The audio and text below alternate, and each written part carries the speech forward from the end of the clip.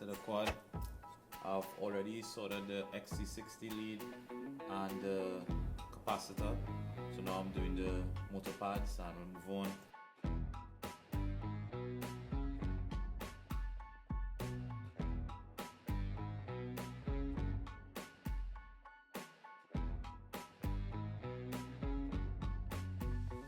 So I finished doing the motor pads, XC60 and the capacitor.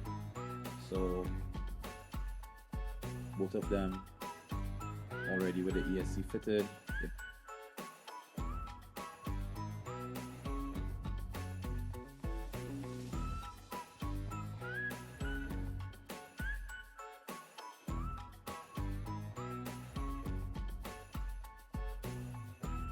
Both wasps are finished. Just time to put them on the computer, give them